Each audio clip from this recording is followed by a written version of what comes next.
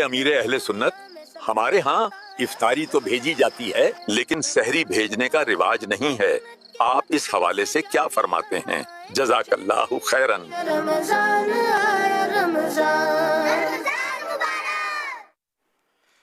अच्छा, ये सहरी कर रहे थे ये इफ्तार कर रहे थे? ये समझ नहीं आई। तो अब ये कि सहरी भेजते नहीं है तो कोई हर्ज नहीं है।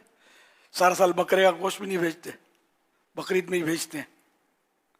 इफ्तार भी हर एक थोड़ी भेजता है, आमतौर पे नहीं भेजते इफ्तार। तो हमने बड़ा जोर लगाया हुआ है कि गरीबों को भी कोई उम्दा नेमतें भेजी जाएं, मोहल्ले में, इलाकों में, कॉलोनियों में। तो कोशिश है, तो हो सकता है कुछ ना कुछ इजाफा हुआ होगा भेजने वालों में।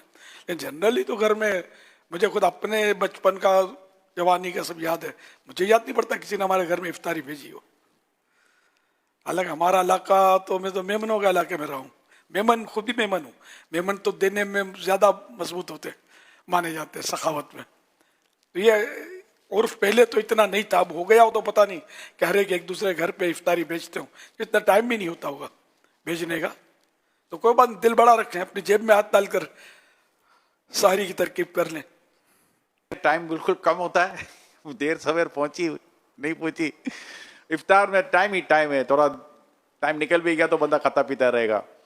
तो शहरी में आप हर घर में ऐसा रहता है, खुद हमारे घर पे सबके घर में मारा मारी होती होगी ना। सो जाते हैं ना, सोकर उठकर आओ जल्दी करो जल्दी करो जल्दी करो, टाइम कम है टाइम कम है। तो 2-4-5 मिनट के अंदर आखिरी में वो फैसला कौन मरहला चल रहा होता है। इधर पानी आ रहा है, उधर ये भाग रहा है, उधर बाथरूम में भाग रहा है। घरों में इस तरह का माहौल पाया जाता है। तो शायद ऐसा होता है, सब अपनी अपनी में ऐसे होते हैं कि किसी घर भेजने की क्या, इसमें बहुत मुश्किल हो जाता होगा। मूड भी नहीं होता इतना, हाँ, खाने का भी ज्यादा मूड नहीं होता।